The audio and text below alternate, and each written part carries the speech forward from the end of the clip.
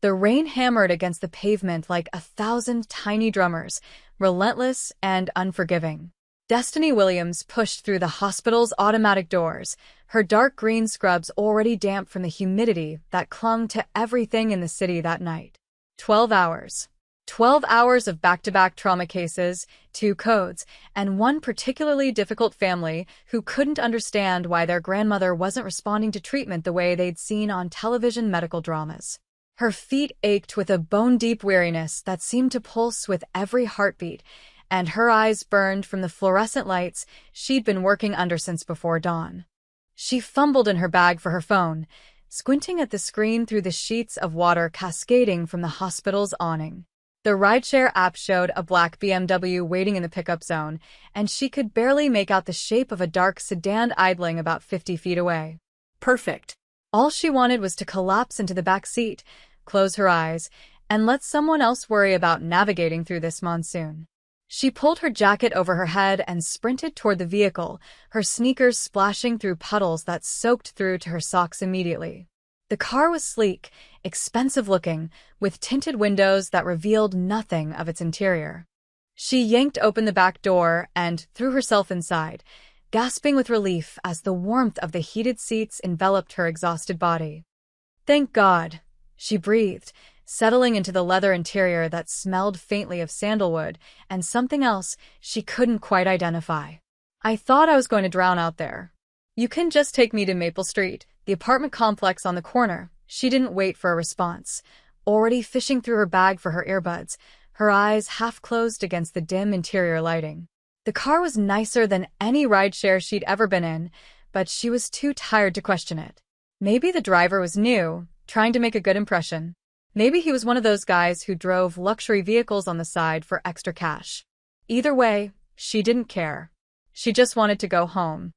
The partition between the front and back seats was up, tinted glass obscuring whoever was driving, and Destiny barely registered the figure sitting in the passenger seat beside her until she'd already buckled her seatbelt and let her head fall back against the headrest. Her eyes fluttered open for just a moment, catching a glimpse of a man in a dark suit, his profile sharp and angular in the shadows. She should have said something.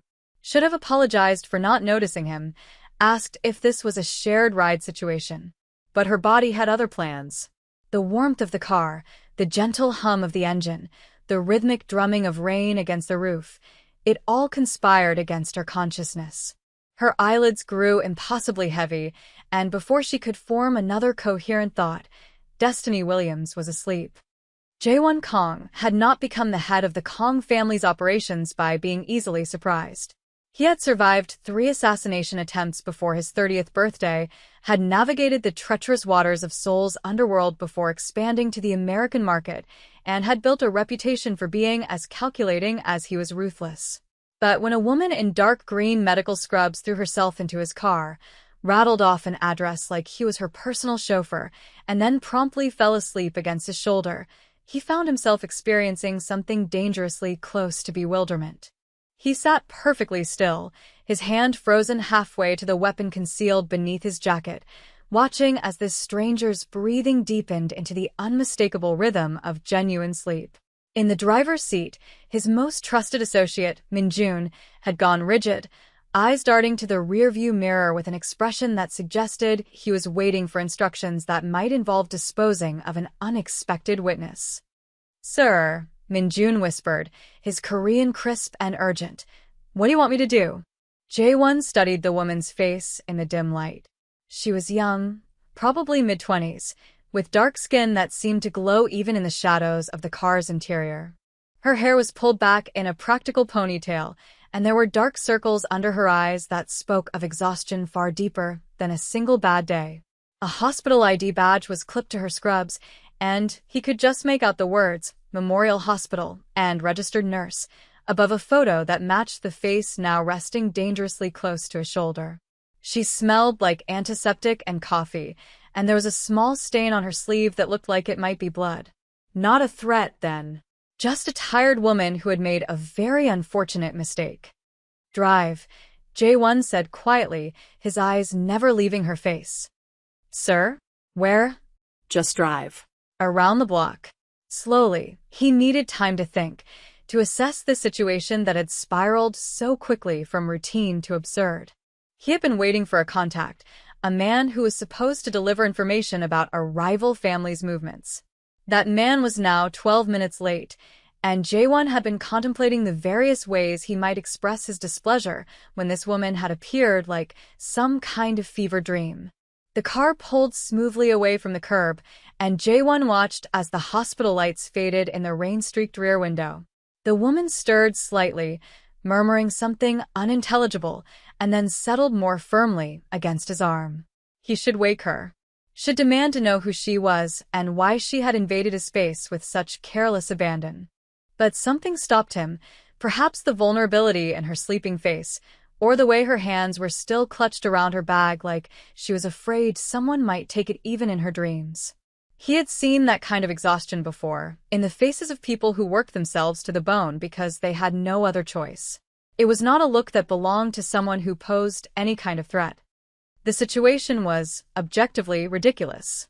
Here he was, a man who commanded fear and respect in equal measure across 2 continents, sitting in the back of his own car while a complete stranger used him as a pillow. If any of his rivals could see him now, they would laugh themselves sick before trying to put a bullet in his head.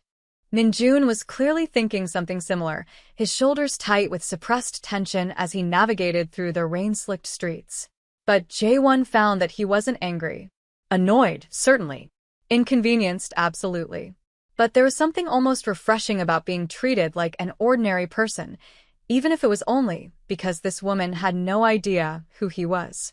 When was the last time someone had looked at him, or in this case, not looked at him, and seen anything other than a threat to be feared or an asset to be exploited? 20 minutes passed, then 30. The woman slept on, oblivious to the danger she was in, oblivious to the increasingly concerned glances Min-jun kept shooting toward the back seat.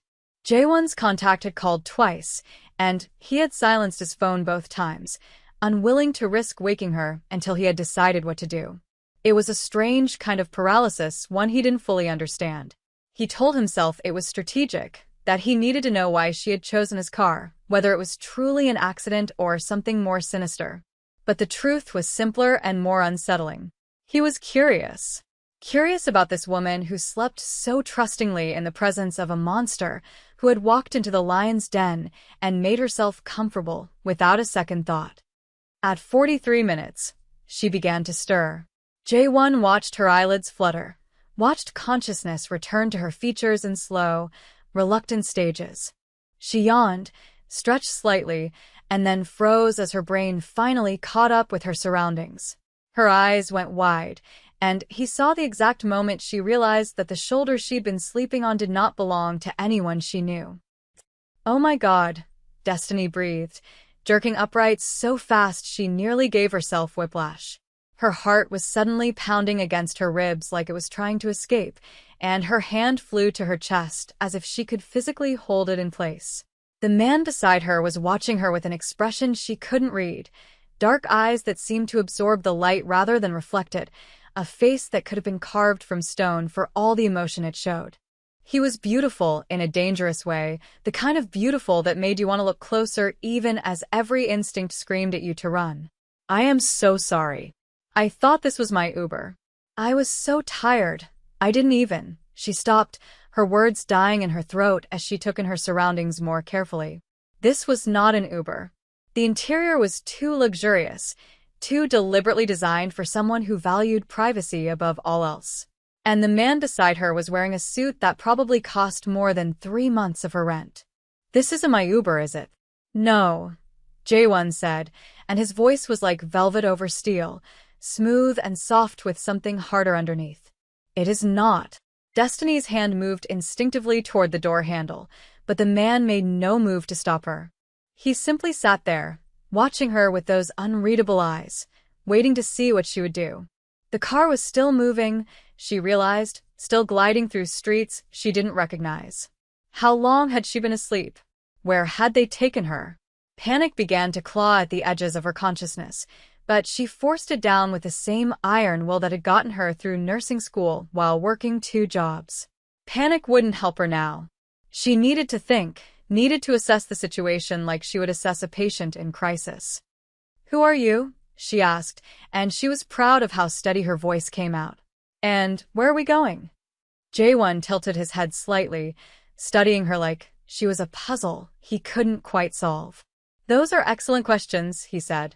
"I've been asking myself similar ones for the past 45 minutes, he paused, letting the weight of that number sink in. "You have been asleep for quite some time. I was beginning to think you might never wake up." 45. Destiny's voice cracked, and she had to swallow hard before she could continue. "You let me sleep in your car for 45 minutes? Why didn't you wake me up? Why didn't you?" She stopped again, another realization hitting her like a freight train. "Oh God. You're not going to kill me, are you? Because I really don't know anything. I'm just a nurse. I work at Memorial Hospital. I thought this was my ride home. I swear I didn't see anything, I don't know anything. I just want to go home and sleep in my own bed and forget this ever happened." The corner of Jae-won's mouth twitched, not quite a smile, but something close to it. "If I wanted to kill you," he said calmly, "you would already be dead. The fact that you are still breathing should tell you something about my intentions." He reached into his jacket, and Destiny flinched, but all he produced was a phone. "Your address was Maple Street, yes? The apartment complex on the corner?" She nodded mutely, not trusting her voice. He spoke something in Korean to the driver, and the car changed direction smoothly, heading toward a part of the city she finally recognized. "You're taking me home?" she asked, disbelief coloring every syllable. "It seems like the simplest solution to a very unusual problem," Jae-won replied. "Unless you would prefer I drop you somewhere else?" No. "No, home is good. Home is great." Destiny pressed herself against the door, trying to put as much distance between herself and this strange, terrifying, inexplicably courteous man as the confined space would allow. "I really am sorry about the car thing, and the sleeping thing, and She gestured vaguely at his shoulder. "That thing. I worked a 12-hour shift, and I was so tired I could barely see straight, and your car looked exactly like the one in my app, and I didn't think." "Clearly," Jae-won said, but there was no malice in his voice. If anything, he sounded almost amused. "Tell me, do you make a habit of getting into strange cars without checking to see who's inside?" "No," Destiny said defensively. "I mean, not usually. This was a one-time thing. A very unfortunate, never to be repeated, one-time thing." She paused, a horrible thought occurring to her. "Wait. If this isn't a rideshare, and you were just sitting here waiting for someone, then who were you waiting for? And why were you parked outside a hospital at midnight?" The question hung in the air between them, and Destiny watched as something flickered behind Jae-won's eyes, something that looked almost like respect. Most people in her situation would be too terrified to ask questions. They would sit in trembling silence, grateful to be alive, and the seconds until they could escape. But this woman, this exhausted nurse in her blood-stained scrubs, was looking at him with something that resembled genuine curiosity. "That," Jae-won said slowly, "is not something you need to concern yourself with." "Right. Of course." "None of my business." Destiny nodded quickly, recognizing the warning in his tone. "I'm just going to sit here quietly and wait until we get to my apartment, and then I'm going to get out of this car and never speak of this again. Sound good?" "Great. Perfect." "That's the plan." But even as she said it, she couldn't help stealing glances at the man beside her. There was something about him that didn't quite fit the image she was trying to construct in her mind, the image of a dangerous criminal who had inexplicably decided to spare her life. He was too calm, too controlled, too almost gentle in the way he spoke to her. And he had let her sleep on his shoulder for 45 minutes without waking her, which was either the most threatening thing she'd ever heard or the strangest act of kindness she'd ever experienced. She couldn't decide which, and the uncertainty was making her head spin. The car pulled to a stop outside her apartment building, and Destiny nearly sobbed with relief. Home. Safety. A door she could lock between herself and whatever madness she had stumbled into tonight. She fumbled with the door handle, her hands shaking despite her best efforts to control them, and practically fell out onto the wet sidewalk. "Thank you," she said, and then immediately felt ridiculous. Thank you for not killing me? Thank you for giving me a ride home after I accidentally invaded your personal space. What was the appropriate etiquette for this situation? I mean, I'm sorry. Again. For everything. Jae-won leaned forward slightly, and the streetlight caught his face for the first time, illuminating features that were even more striking than she had realized. High cheekbones, a strong jaw, lips that seemed permanently set in a line that was neither smile nor frown. And those eyes, dark and deep and filled with secrets she couldn't begin to fathom. Be more careful, he said quietly. The next car you stumble into might not be so forgiving. The door closed, and the BMW pulled away, disappearing into the rain-soaked night like it had never been there at all. Destiny stood on the sidewalk for a long moment, her scrubs plastered to her skin, her heart still racing, trying to convince herself that the last hour had actually happened. Then she turned and walked into her building, already composing the text she would send to her best friend. You will never believe what just happened to me. But even as she typed the words, she knew she wouldn't send them. Some stories were too strange to share, too dangerous to speak aloud. And something told her that the man in the black BMW was the kind of secret that was better kept to herself.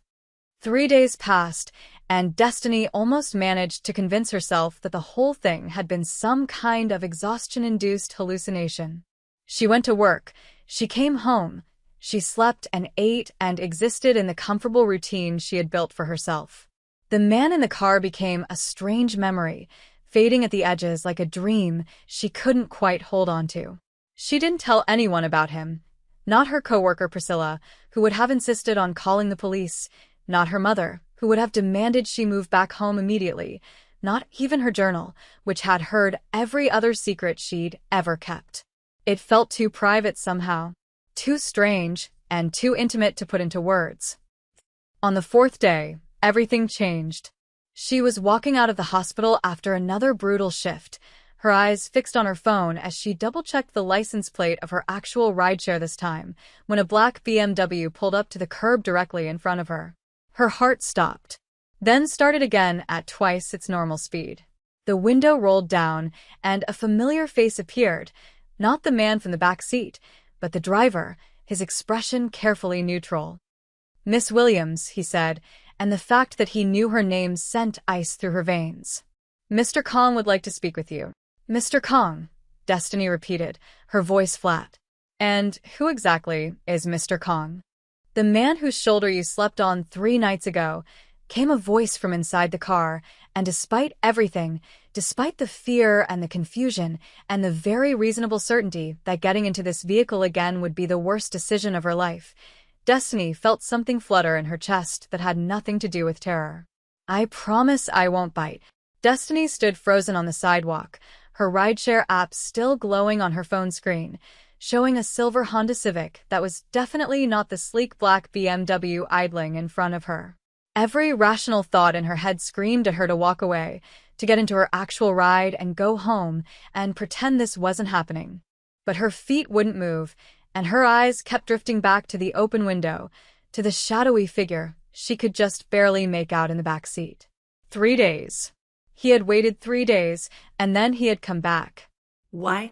What could a man like him possibly want with a nurse who had accidentally fallen asleep in his car? I don't think that's a good idea, she said, and she was proud of how steady her voice came out, even though her hands were trembling so badly she nearly dropped her phone. I have a ride coming. A real ride. One that I actually ordered. Cancel it, Jae-won said, and there was something in his tone that made it sound less like a command and more like an invitation. I only need a few minutes of your time. Consider it an apology for frightening you the other night. You didn't frighten me, Destiny lied, and she could have sworn she heard a soft laugh from inside the car. Then you're either very brave or very foolish. I haven't decided which. The door swung open, revealing the interior she remembered all too well, the leather seats, the subtle lighting, the man who sat like a king surveying his domain. He was dressed differently tonight, more casually, in a dark sweater that somehow made him look more approachable and more dangerous at the same time. Please. I insist. Against every instinct, Against every lesson her mother had ever taught her about strange men and stranger situations, Destiny found herself moving toward the car. She told herself it was curiosity, pure and simple. She told herself that if he had wanted to hurt her, he would have done it already. She told herself a lot of things in those few seconds, but the truth was simpler and more terrifying. She wanted to know. She wanted to understand who this man was and why he had come back for her, and that wanting was stronger than any fear she had ever felt. She slid into the back seat, and the door closed behind her with a soft click that sounded entirely too final. The car began to move immediately, pulling away from the hospital and into the evening traffic, and Destiny realized with a start that she had no idea where they were going. Again, she really needed to work on her self-preservation instincts. "You know my name," she said, breaking the silence that had settled between them. "You know where. I'm guessing you know a lot more than that, too." She turned to face him, forcing herself to meet those dark, unreadable eyes. "So, who are you, Mr. Kong? And what do you want with me?" Jae-won studied her for a long moment, and Destiny had the uncomfortable sensation of being weighed and measured, evaluated against some standard she couldn't see. Then he smiled, a real smile, small but genuine, and the effect was startling. It transformed his face, softening the sharp edges and making him look almost human. "You're direct," he said. "I appreciate that. Most people are too afraid to ask me questions." "Most people probably have better survival instincts than I do," Destiny replied, and Jae-won's smile widened slightly. "Perhaps.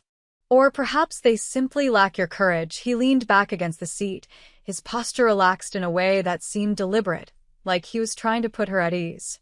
"To answer your question, my name is Jae-won Kong. I run several businesses in this city, some of which are more legitimate than others. And as for what I want with you..." He paused, and something flickered in his eyes that she couldn't quite identify. "I'm not entirely sure. You've been on my mind since that night, and I've learned to trust my instincts when they tell me someone is worth paying attention to." "Worth paying attention to?" Destiny repeated, incredulity creeping into her voice. "I fell asleep in your car. I drooled on your probably very expensive suit. That's not exactly the foundation for a meaningful connection." "You didn't drool," Jae-won said, and there was definite amusement in his voice now. "I would have noticed." "Oh, well, that's a relief. At least I maintained some dignity while accidentally kidnapping myself." She shook her head, a disbelieving laugh escaping her lips. "This is insane. You know that, right? This whole situation is completely insane." "Perhaps," Jae-won agreed. "But I've found that the most interesting things in life often are..." He reached into his pocket and produced a business card, holding it out to her between two fingers. "I have a proposition for you, Miss Williams. One that I think you might find beneficial." Destiny took the card automatically, glancing down at the elegant script that spelled out his name and a phone number. Nothing else. No job title, no company name, no indication of what exactly this man did when he wasn't picking up wayward nurses from hospital parking lots. "What kind of proposition?" "I need a nurse," Jae-won said simply. "Someone with medical training who can provide discreet care for certain members of my organization. The work would be well compensated, and the hours would be flexible enough to accommodate your current position at the hospital." He paused, watching her face carefully. "I should be clear, I'm not asking you to do anything illegal. No treating gunshot wounds and lying to the police, nothing like that. But there are times when my associates require medical attention that they would prefer not to seek through traditional channels. Minor injuries, mostly. The kind of thing that would raise questions if they showed up at an emergency room." Destiny stared at him, her mind racing through the implications of what he was suggesting. On one hand, it sounded like exactly the kind of arrangement that could get her license revoked and destroyed. On the other hand, he was offering her money, probably a lot of money, based on everything she had seen of his lifestyle, and the chance to help people who might otherwise go without care. It was a moral gray area the size of the Grand Canyon, and she had no idea which side she should land on. "Why me?" she asked finally. "You could hire someone with more experience, someone who already knows your world. Why track down the random woman?" Jae-won was quiet for a moment, and when he spoke, his voice was softer than she had here. Because you weren't afraid of me, he said. Not really.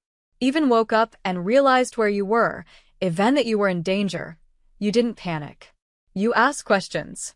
You tried to understand the situation instead of simply reacting to it. He met her eyes, and there was something almost vulnerable in his gaze.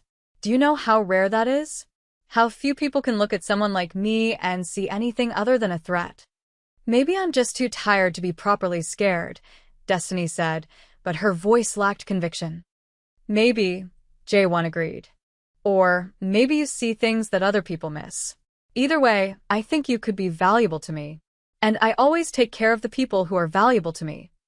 The car had stopped, Destiny realized, and she looked out the window to see her apartment building looming outside.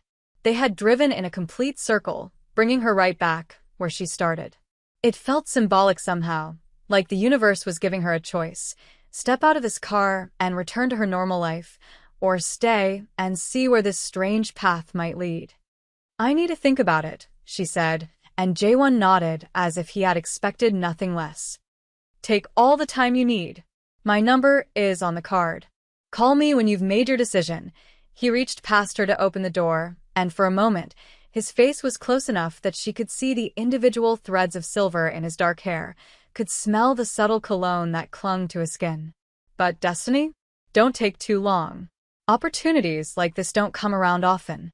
She stepped out of the car on legs that felt like they belonged to someone else, clutching the business card so tightly that its edges dug into her palm. The BMW pulled away, and she watched its taillights disappear around the corner, her heart pounding with something that felt dangerously like anticipation.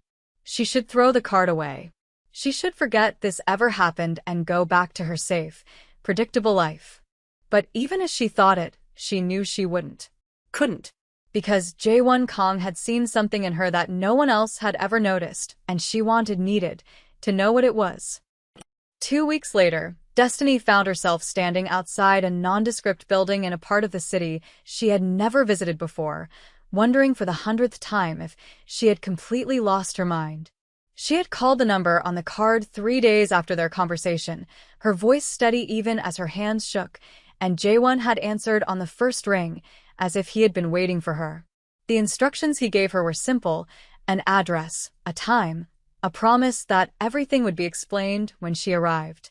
And now here she was, about to walk into a situation she didn't understand, working for a man she barely knew, all because something in his eyes had made her feel seen for the first time in years. The door opened before she could knock, revealing Min-jun's familiar face. He looked different in the daylight, less intimidating, though there was still a wariness in his eyes that suggested he hadn't quite decided what to make of her. "Miss Williams," he said, stepping aside to let her enter. "Mr. Kang is expecting you." The interior of the building was nothing like she had expected. Instead of the dark, intimidating spaces she had imagined, all shadows and secrets and men with guns, she found herself in what looked like a perfectly ordinary medical clinic. There were examination rooms with proper equipment, a small pharmacy stocked with supplies, even a waiting area with comfortable chairs and magazines. It was clean and professional and utterly mundane, and Destiny felt some of the tension drain from her shoulders as she took it all in. Impressed. Jae-won's voice came from behind her, and she turned to find him leaning against a doorframe, watching her with that same unreadable expression she remembered from their first meeting. "Surprised," she admitted. "I was expecting something more. I don't know. Criminal?" Jae-won laughed, a genuine sound that transformed his face in ways she was beginning to find dangerously attractive. "I told illegal. This clinic serves my employees and their families, people who work hard and deserve quality health care, without the bureaucracy of the traditional system. You'll be treating sprained ankles and flu symptoms, not extracting bullets." "And the discreet care you mention?" His expression sobbed. "My work creates enemies. And enemies express their displeasure in physical ways. That happens. My people need someone they can trust to patch them up without asking too many questions." He moved closer herself to hold her ground even as her heart rate accelerated. "Can you do that, Destiny? Can you help people without needing to know every detail of how they got hurt?" She thought about it, really thought about it, turning the question over in her mind like a stone she was examining for flaws. It went against everything fundamental principle that understanding a patient history was essential to providing good care. But she also knew that wasn't as simple as her textbooks had made it seem. Sometimes that the system couldn't or wouldn't provide. Sometimes the choice between right and wrong, but between bad and worse. "I can try," she said finally. "But conditions." Jae-won raised an eyebrow, looking more intrigued than offended. "Name them. If someone comes in with an injury that's life-threatening, I'm calling an ambulance. I don't care how many questions it raises or how much trouble it causes. I won't let someone protect your secrets." She met his eyes, refusing away. "And if I ever find out that you've lied to me, that this clinic is being used for something harmful, I'm gone. No negotiation, no second chances. I walk away, and I never look back." For a long moment, Jae-won simply looked at her, and Destiny had the unsettling feeling that he was seeing straight through her, reading every thought and fear and hope that flickered through her mind. Then he smiled, that same small, genuine smile she had seen in the car, and extended his hand. "Deal," he said. "Welcome to the team, Miss Williams." She shook his hand, feeling the warmth of his palm against hers, and tried to ignore the spark that seemed to pass between them at the contact. This was a business arrangement, nothing more.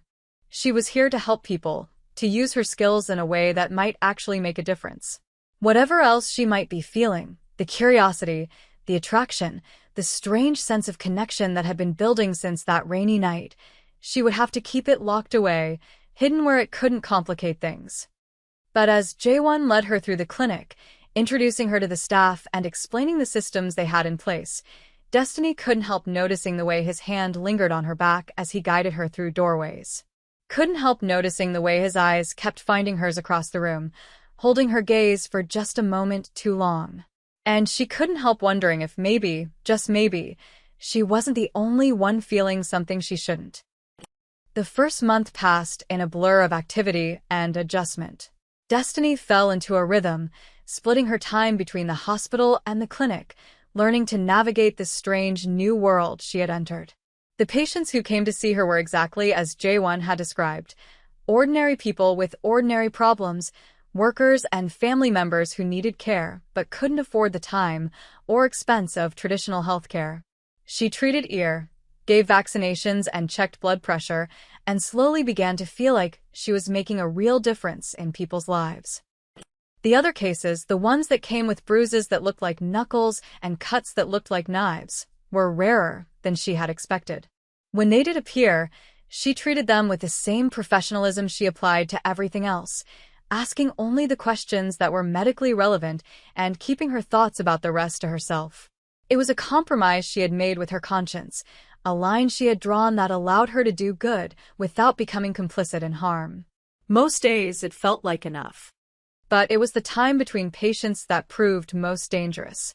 The conversations with Jae-won that started about work and gradually drifted into other territories, childhood memories and favorite books, and the dreams they had abandoned along the way. The lunches they shared in his office, takeout containers spread across his desk while they debated everything from politics to pizza toppings. The moments when their eyes would meet and hold, charged with something neither of them was willing to name. Destiny told herself it was just friendship, just the natural connection that formed between people who spent time together. But she knew she was lying, and she suspected Jae-won knew it too. Everything changed on a Tuesday night in late October. Destiny was alone in the clinic, finishing up paperwork after a long day, when the door burst open and Min-jun half-carried, half-dragged Jae-won through the entrance. There was blood everywhere, on Jae-won's shirt, on Min-jun's hands, pooling on the floor in a trail that led from the door to where they stood. Destiny's training kicked in immediately, her personal feelings shoved aside as she shifted into emergency mode. "What happened?" she demanded, helping Min-jun get Jae-won onto an examination table. "Ambush," Min-jun said, his voice tight with controlled panic. "They were waiting for us outside the restaurant. He took 2 hits before we could get him out." Destiny was already cutting away Jae-won's shirt, her hands steady even as her heart raced. The wounds were bad, one in his shoulder, one in his side. But they weren't fatal. Not yet anyway. She worked quickly, cleaning and assessing, her mind running through the steps she needed to take to stabilize him. "I need to call an ambulance," she said, reaching for her phone. "These wounds need surgery." "I can't." Jaewon's hand caught her wrist, his grip surprisingly strong for someone who had just lost so much blood. "No hospitals," he said, his voice strained but clear. "They'll be watching. If I show up in an emergency room, I'm dead. If I don't get you proper care, you're dead anyway." Destiny shot back, but she didn't pull away from his grip. "I'm good, Jaewon, but I'm not a surgeon. I can't fix this with what I have here." "Then find another way." His eyes met hers, and she saw something there she had never seen before: fear. Not of death, she realized, but of something else. Of failing. Of leaving behind the people who depended on him. "Please, Destiny. I'm trusting you." She stared at him for a long moment, her mind racing through possibilities and discarding them just as quickly. Then she took a deep breath and made a decision that would change everything. "Minjun, I need you to make a call. There's a surgeon someone who owes me a favor. She's retired now, but she still has her skills and her discretion. Tell her Destiny Williams needs her, and tell her to come alone." She turned back to Jaewon, already reaching for the supplies she would need to keep him stable until help arrived. "And you're going to lie still and let me work, and you're going to stay conscious no matter how much it hurts. Do you understand me?" Jaewon managed something that might have been a smile, though it was twisting, he said, and despite everything, Destiny felt a flutter of warmth in her chest at the words. The next 2 hours were the longest of her life. She worked with a focus hadn't known she possessed, cleaning wounds and applying pressure and monitoring vital signs while Minjun paced the hallway like a caged animal. The surgeon, Dr. Patricia Chun, a 63-year-old former trauma specialist who had saved Destiny's brother's life after a car accident 5 years ago, arrived within 40 minutes, her medical bag in one hand and a look of resigned exasperation on her face. "When you said you needed a favor, I assumed you meant covering a shift or writing a recommendation letter," Patricia said as she surveyed the scene. "Not performing emergency surgery in what appears to be an underground medical facility." "I know," Destiny said, stepping aside to let the older woman take over. "And I promise I'll explain everything later. But right now, I need to save this man's life." Patricia was already scrubbing in, her movements quick and efficient despite her years away from the operating room. "You can assist. And when this is over, you and I are going to have a very long conversation about the choices you've been making." The surgery took 3 hours. Destiny assisted as best she could, handing instruments and monitoring readings and trying not to think about the fact that the man on the table had become far more important to her than she had ever intended. When it was finally over, when the bullets had been removed and the wounds had been closed and Jaewon was sleeping peacefully under the influence of the anesthesia Patricia had brought, Destiny allowed herself to collapse into a chair and breathe for what felt like the first time all night. "He's going to be fine," Patricia said, stripping off her gloves and fixing Destiny with a penetrating stare. "The shoulder will take time to heal, and he'll need physical therapy to regain full mobility, but there's no permanent damage. He's lucky you were here." "Lucky," Destiny repeated, the word tasting strange in her mouth. "I'm not sure luck had anything to do with it."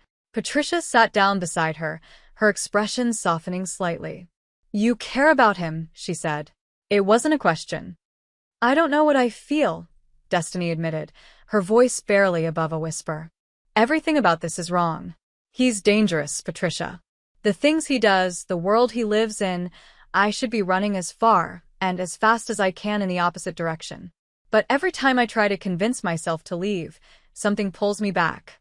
And tonight, when I saw him bleeding out on that table," she stopped, unable to finish the sentence. "You realized you couldn't imagine your life without him," Patricia said quietly. "I know the feeling. I married a man like that once, a long time ago. Spent 30 years loving someone who lived in the shadows, who came home with bruises he wouldn't explain and secrets he couldn't share." She paused, her eyes distant with memory. "It wasn't easy. There were times I wanted to walk away, Times I wondered if I had made the biggest mistake of my life. But when he died, peacefully, in his sleep, after a long and happy retirement, I realized I wouldn't have traded a single moment. Not the fear, not the uncertainty, not any of it. Because the love we had was worth every sacrifice. Destiny looked at her, this woman she had known for years, but never really understood, and felt something shift inside her chest. "How did you do it?" she asked. "How did you reconcile the person you loved with the things he did?" "I didn't," Patricia said simply. "I accepted that he was complicated, that he existed in shades of gray rather than black and white.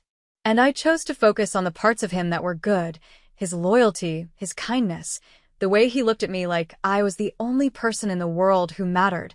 She reached out and took Destiny's hand, her grip warm and reassuring. "You can't change who he is, sweetheart. You can only decide whether you're willing to love him anyway." Jaewon woke up 3 days later, groggy and disoriented but unmistakably alive.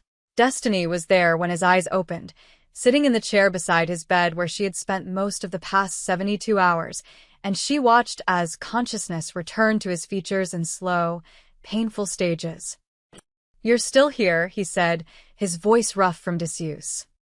"Where else would I be?" she replied, and something in her tone made him look at her more carefully, his dark eyes searching her face for answers to questions he hadn't yet asked.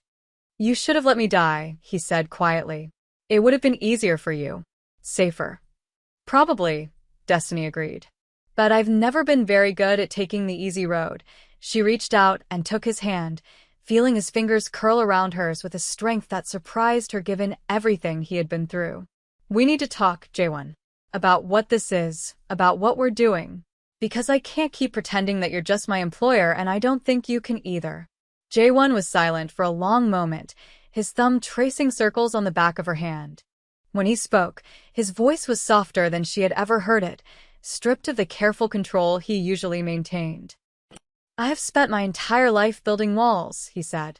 "Protecting myself from the people who wanted to use me, from the enemies who wanted to destroy me, from anyone who might get close enough to see the parts of me I've tried so hard to hide.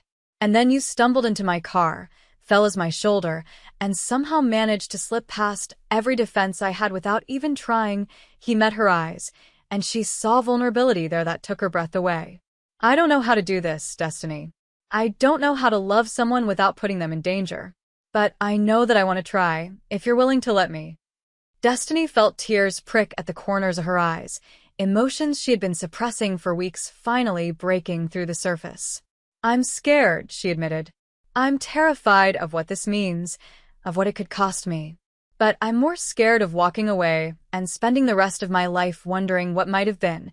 She leaned forward, pressing her forehead against his, breathing in the scent of antiseptic and something underneath that was uniquely him.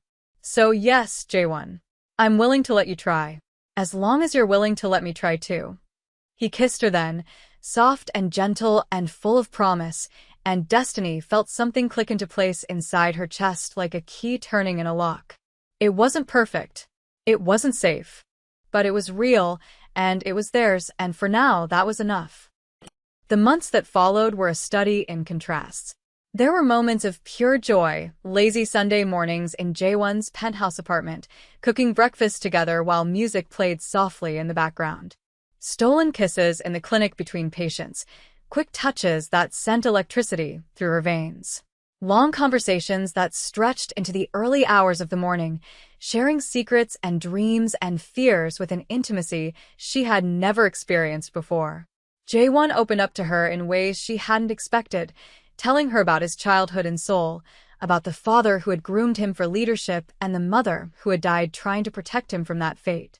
He told her about the choices he had made, the compromises that had shaped him into the man he was today, and she listened without judgment, accepting all of him even when it was hard. But there were darker moments too. Nights when Jaewon came home with shadows in his eyes and blood on his hands, when the weight of his responsibilities seemed to crush him from the inside out, when Destiny questioned everything, wondering if she was strong enough to stand beside him in a barely understood.